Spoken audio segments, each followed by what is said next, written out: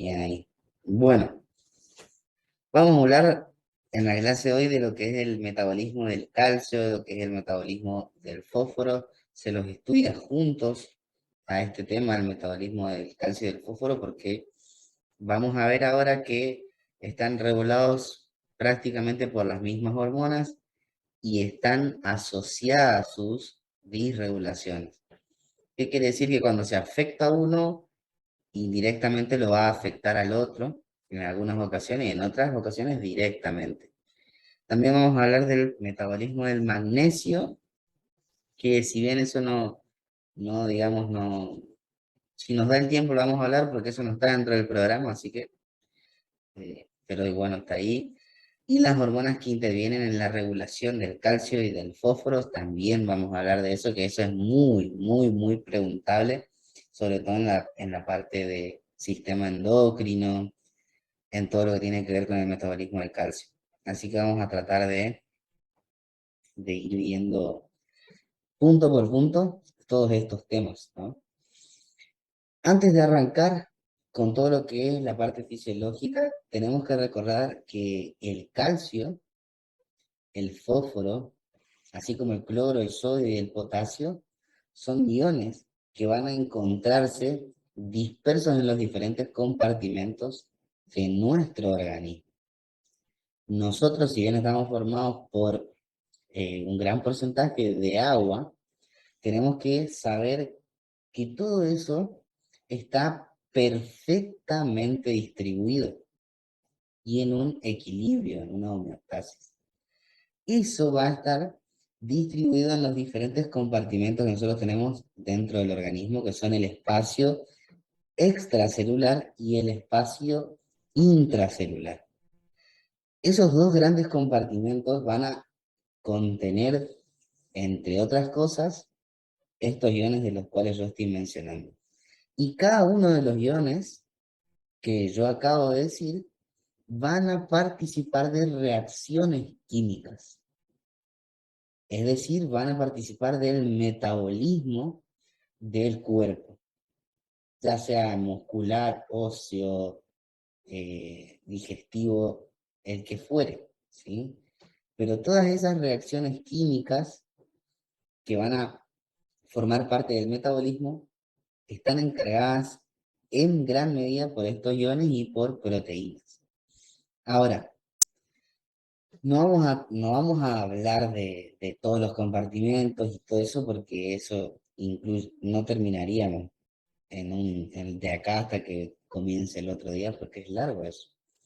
Pero ustedes tienen que saber que el espacio intracelular es el sitio donde, obviamente, como su nombre lo indica, van a estar las células. Entonces, por ejemplo, el tejido muscular formado por células musculares, dentro de ese tejido va a haber un cierto nivel de iones. En lo que es el espacio extracelular, vamos a encontrar los mismos iones, pero en diferente concentración.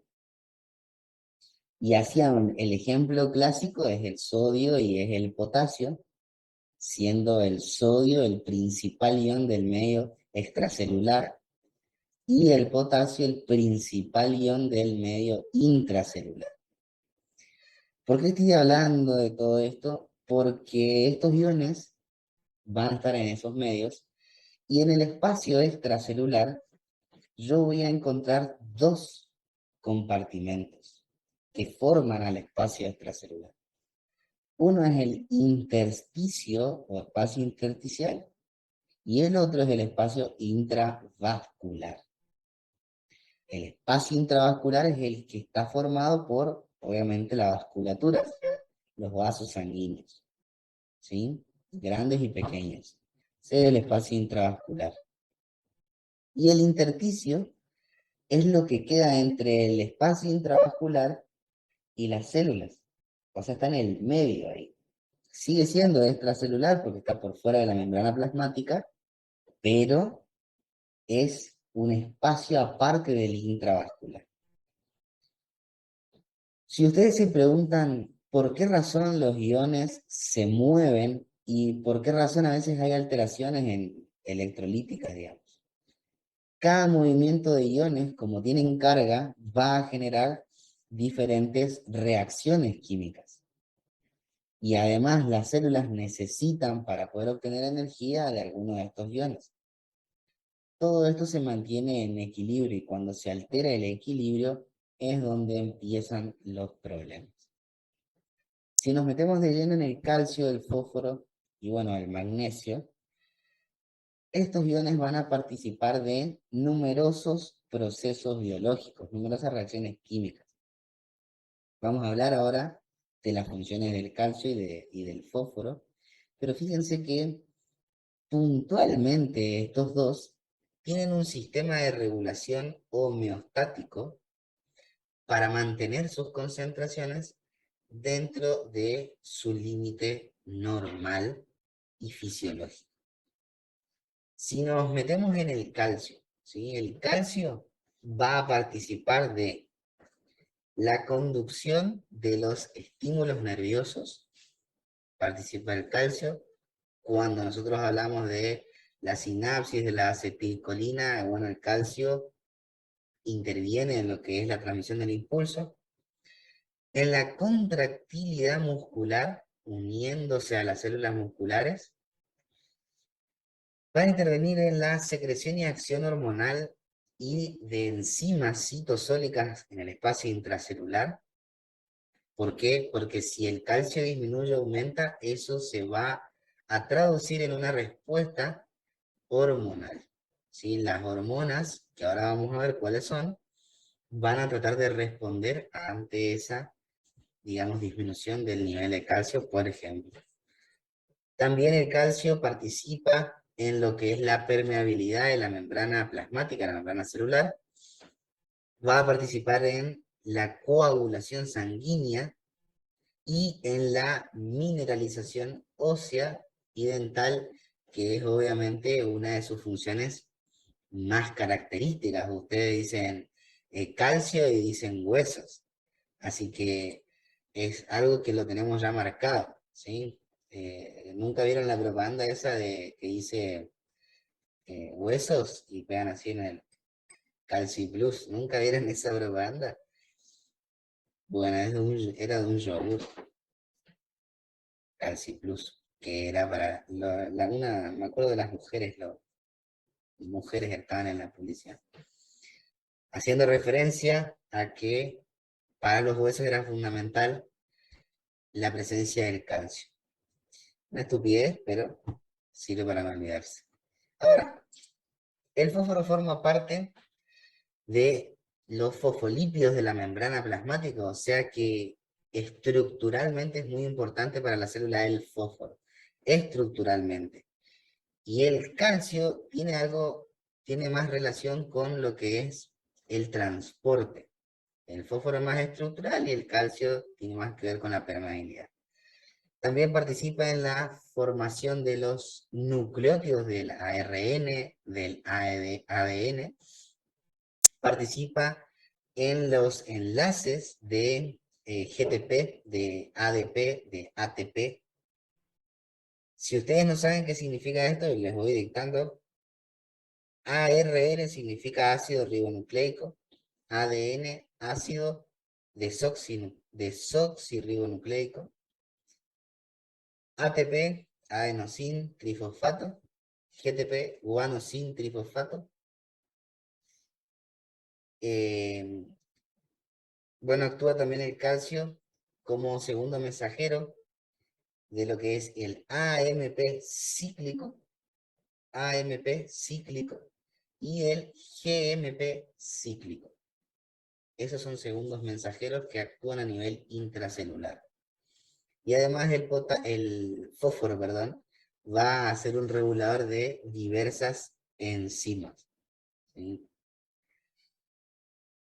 Dentro de lo que es el magnesio va a participar como un cofactor de los procesos enzimáticos, o sea que va a ir acompañando las enzimas para acelerar un proceso metabólico o enlentecerlo, y también participa en los procesos de división celular, en lo que es la replicación, la transcripción, la traducción de lo que es el ADN. Algo clave que ustedes tienen que llevarse de esta clase es que el mayor lugar de depósito del calcio, del fósforo y del magnesio en el organismo es el esqueleto, ¿sí? Es el tejido óseo. Ese es el principal depósito. Es donde hay mayor cantidad de calcio, de fósforo y de magnesio. Recuerden eso porque esa es la clave. En la regulación del equilibrio interno de estos iones, de estos minerales, intervienen varios órganos y hormonas, como por ejemplo, dentro de las hormonas vamos a tener la paratormona o PTH, la 25 hidroxivitamina D, que es bueno, la vitamina D3, la calcitonina, que también es importante, y dentro de los principales efectores, órganos efectores, los que van a ser muy importantes para la regulación del calcio, del fósforo y del magnesio son el intestino, el hígado, sobre todo el riñón y el tejido óseo. Esos son los principales órganos efectores y las hormonas son las que acabo de mencionar recién. Siempre, como ya les decía, va a haber relación entre lo que es calcio y fósforo, también en alguna medida de lo que es magnesio. Así que bueno, por eso vamos a hablar de los tres. Solamente un cuadro sinóptico de lo que, un esquema en realidad, no un cuadro sinóptico de lo que es la regulación del calcio, ¿sí? Calcio, fósforo y magnesio, ¿no? Obviamente. Acá nosotros vamos a tener los efectores, los órganos efectores, que son el riñón, el hueso y el intestino. Vamos a tener los minerales, en el calcio, el fósforo y el magnesio. Y vamos a tener las hormonas reguladoras, que son el calcitriol, la paratormona y la calcitonina. ¿Sí? Ahora, el calcio, ¿no? Embriológicamente el calcio se va a formar a partir de todos los nutrientes que le aporte la madre al feto a través de la placenta, ¿no? Pero si hablamos ya de una persona adulta, que es donde nos vamos a meter nosotros, el calcio puede ser obtenido a través de la dieta, ¿sí? Puede ser, el calcio va a ingresar al organismo a través de la dieta. A nivel intestinal, nosotros vamos a encontrar lo que se conoce como la absorción de calcio, fósforo, magnesio, lo mismo. Y por eso hay una flechita que dice directamente hacia el espacio vascular, que es esta, en este sentido, porque viene de afuera, ingresa al organismo y va hacia lo que es el espacio vascular, el intravascular. Y además, el intestino, como órgano efector, no solamente puede meter calcio al cuerpo, sino que puede eliminar los excesos. ¿Cómo lo va a hacer?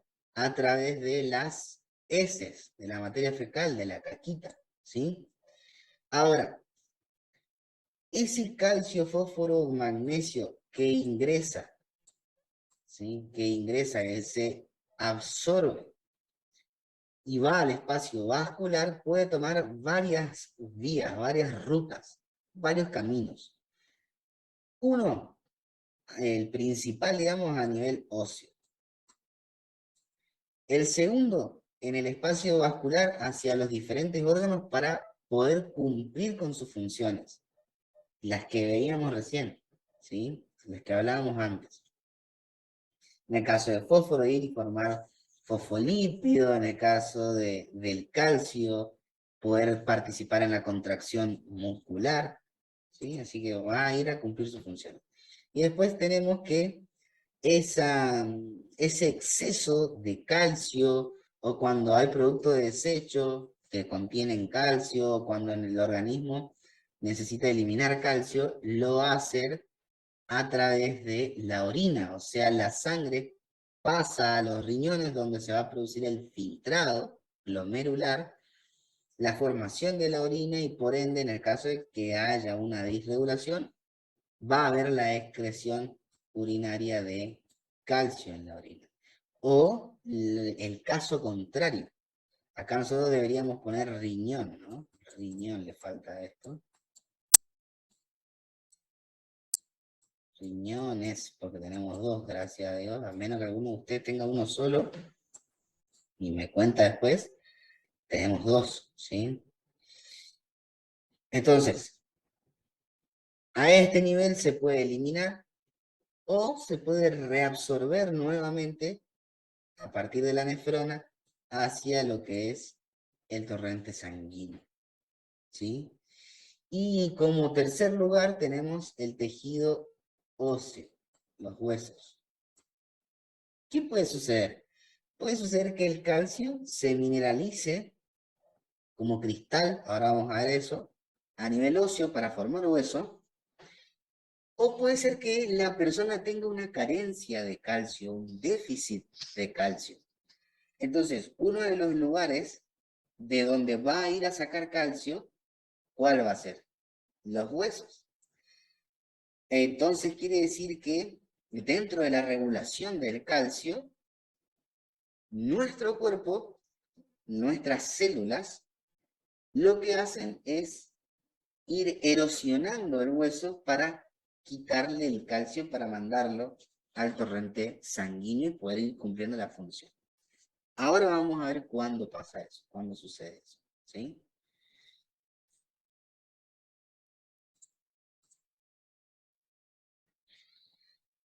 Bien, la estructura ósea está formada en un 70% por matriz inorgánica, o sea, por minerales inorgánicos, y un 30% por una matriz orgánica, ¿sí? Inorgánico y orgánico. Dentro de lo que son los minerales inorgánicos, vamos a encontrar el calcio y el fósforo, los dos mejores amigos que pueden tener nuestros huesos. Se van a depositar sobre la matriz y son los que le van a dar rigidez a un hueso. Cuando los huesos se rompen con facilidad, es porque puede haber una desmineralización ósea y por ende una pérdida de calcio. A ver, yo les pregunto a ustedes, para que la clase sea entretenida, si no, no me aburre. ¿Quiénes son las personas que ustedes conocen que se fracturan más veces comparado con el resto? ¿Quiénes son los que se fracturan de la nada? Mujeres mayores. Adultos mayores. Bueno, ahí tenemos varias respuestas. Adultos mayores, ¿quién dijo eso? Yo, Adultos mayores. Matilde. Matilde. Matilde, ¿vos sos nueva? O sea, ¿empezaste ahora? Ahora en la segunda etapa, Ajá. ¿O ya estabas? no, ya estaba ya. Sí, Comencé en noviembre, por ahí. estoy mal, Matilde, estoy mal. No me acuerdo de los nombres, no me acuerdo de nada. Bien, Matilde, adultos mayores. Bien. Después, alguien dijo mujeres. ¿Quién fue ese? Mujeres mayores. Mujeres mayores. Mujeres mayores. Bien. Más específico todavía. Osteoporosis, cuello quirúrgico, fémur. Bien. Más específico todavía. ¿Qué otras más? ¿Qué otros pacientes más? ¿Qué otras personas más? A ver acá. Mujeres postmenopáusicas. Bien, Agustina. Bien. Más específico, creo que va parecido a lo que al pensamiento, digamos, que tiene Walter. Los niños. Bien, perfecto. Los dos extremos de la edad, o sea, bien, razonaron muy bien. Y así, si volamos un poco más, si pensamos, esto fue fuerte al medio, o sea, fueron a lo seguro, los más frecuentes, lo bien. Eso es lo que siempre tienen que pensar. Ahora, Flashemos un poco, a ver, ¿quién más se imaginan ustedes razonando, pensando, se les ocurre, no sé, que también pueden sufrir fracturas óseas de la nada? Personas con déficit de vitamina D, bien. Anemias, bien. ¿Qué más?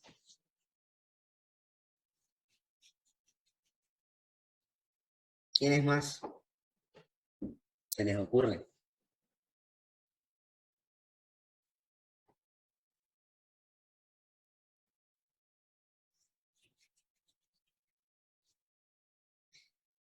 O sea, hay algo en medicina que siempre va a ser causa de alguna patología. Siempre.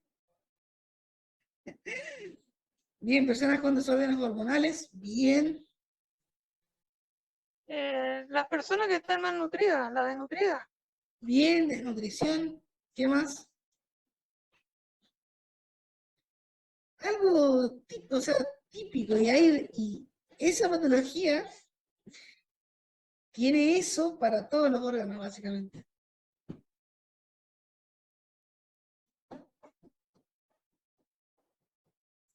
Obesidad, no sé. Personas con problemas en los riñones, puede ser, sí, puede llegar a ser bastante más general eso ya, pero sí, también bien pensado. Están pensando en los órganos efectores, entonces van tirando. Bien, así hay que pensar. Disculpe, Sí, cuenta algo con unas personas que tienen algo así llamado hueso de cristal, bueno, y esa que se rompe con enfermedad, facilidad. ¿Eso? y esa, ¿qué tipo de patología es esa? Mm, Son genéticas, bien. Bien, ¿qué más? Las patologías oncológicas, los cánceres óseos de células óseas, ¿sí? También van a ser causa de este tipo de, de fracturas así, muy frecuentes. Bien. Sigamos. Bien, ¿eh? Bien.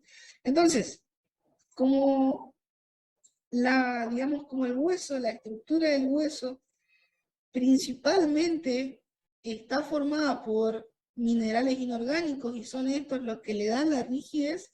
Cualquier alteración de ellos, crónica, muy aguda, va a generar este tipo de problemas. Después, más adelante, cuando ustedes ya sean médicos, se van a acordar de esto. ¿Cómo se deposita? Esta es una pregunta de examen que yo la haría. Nunca han preguntado, pero yo les preguntaría esto. ¿En qué forma está depositado el calcio y el fósforo en el hueso? ¿Está como calcio y como fósforo iónico? No, sino que se deposita en forma de cristal. Se llaman cristales de hidroxiapatita. Cristales de hidroxiapatita. Y esta es la fórmula química, ¿sí? De los cristales de hidroxiapatita. Ahora, hay una pequeña porción de fósforo y de calcio intercambiables, ¿sí? En forma de cristales amorfos, pero eso no tiene mucho sentido saberlo, porque básicamente el organismo lo que hace es ir rompiendo los cristales de hidroxiapatita. Después tenemos un 30% de matriz orgánica que es fundamental saber que está formada por colágeno. O sea, la suma de los cristales de hidroxiapatita más el colágeno de tipo 1 van a dar bien toda la forma del hueso, y después vamos a tener otro tipo de proteínas que son también importantes. Por ejemplo, osteocalcina, la osteopontina, la trombospondina, las cialoproteínas, el condroitin sulfato, que es un glucosaminoglucano, y el ácido hialurónico. De esa forma tenemos los minerales inorgánicos y la matriz orgánica que en conjunto van a dar la estructura ósea, ¿sí? Ya ahí más profundo, en el tema, el calcio, vamos a hablar del calcio, ahora sí ya no vamos a ir mezclándolo, sino que ahora nos centramos en calcio, después en fósforo. El calcio es el catión más importante del organismo. Fíjense lo que dice, es el catión más importante del organismo. Si bien tenemos otros cationes, como por ejemplo el sodio y el potasio, este es uno de los más importantes o el más importante. Un adulto aproximadamente, su 99% de calcio está en fase mineral, o sea, en la fase ósea aproximadamente 1000 gramos. Entonces quiere decir que la mayor parte de nuestro calcio, la gran mayoría está en los huesos, ¿sí? Ahora, en el plasma, el 50% se encuentra como calcio iónico libre. ¿Qué quiere decir esto? Que la sangre, ¿sí? Los vasos sanguíneos, la sangre que está por dentro, tiene varias partes. Una de ellas es el plasma, es la parte, digamos, que no tiene glóbulos rojos ni blancos, es la parte más líquida de la sangre. En el plasma se encuentra un 50% de calcio libre, es decir, para poder ser utilizado por las células. Un 10% va a estar ligado a aniones, como por ejemplo el carbonato y el citrato, y un 40% va a estar unido a proteína. La principal proteína de la sangre es la albúmina. La principal proteína de la sangre va a ser la albúmina. Entonces, tenemos una distribución bien fácil del calcio. 99% aproximadamente está en los huesos, en forma mineral. De ese 1% restante, la mitad está libre en el plasma. El 40% restante está unido a albúmina y solamente un 10% a aniones. El calcio iónico, cuando nosotros decimos calcio iónico, es el calcio que anda libre por la vida. Libre por la vida. El calcio iónico es el que se puede unir a cualquiera, ¿sí? Puede unirse a aniones, puede unirse a proteínas, puede estar libre, puede ser utilizado por las células. Entonces, por esa razón el calcio iónico es la fracción de calcio que es activa biológicamente. Y es la que puede sufrir variaciones más rápidas, ¿sí?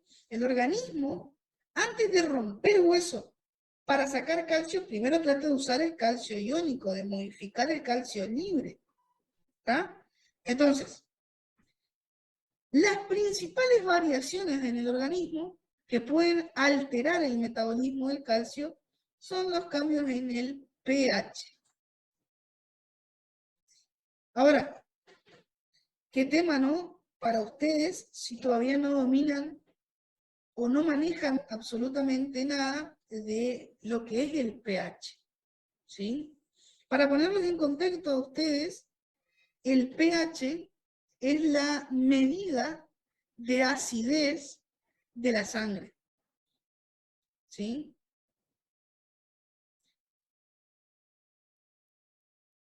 Y se va a calcular el pH.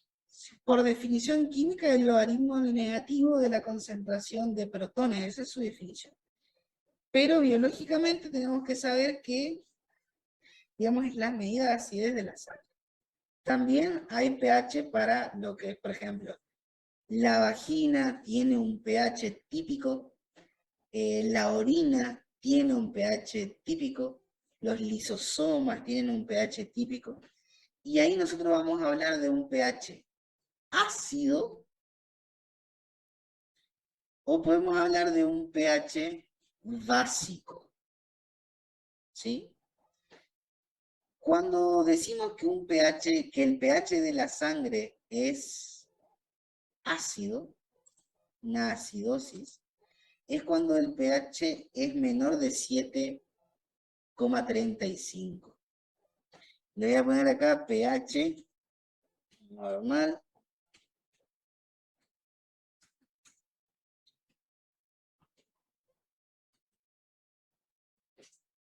$7.35 a $7.45.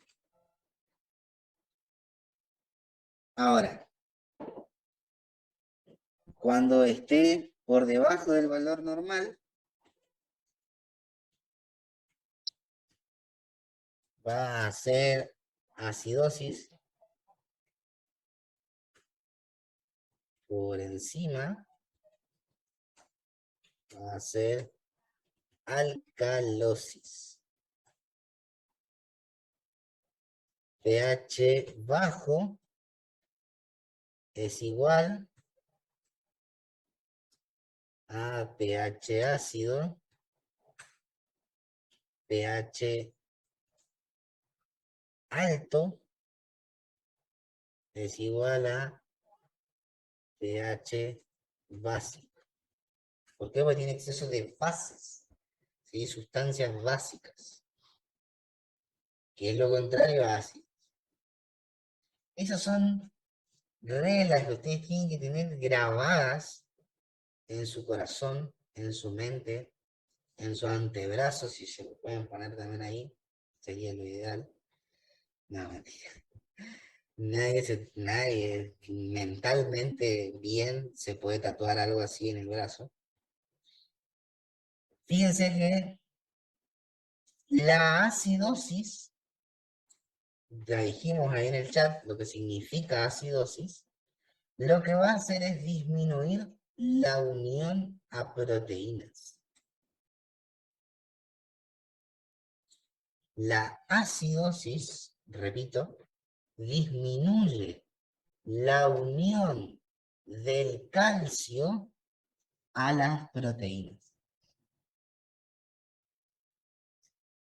Y la alcalosis aumenta la unión a proteínas. ¿Sí? Entonces, cambios en el pH van a modificar la forma activa del calcio, que es el calcio iónico. Les hago esta pregunta, tómense su tiempo para responder. ¿Qué quiere decir? No, a ver más concreto. Esta sería la pregunta. La concentración de calcio iónico en la sangre en una acidosis.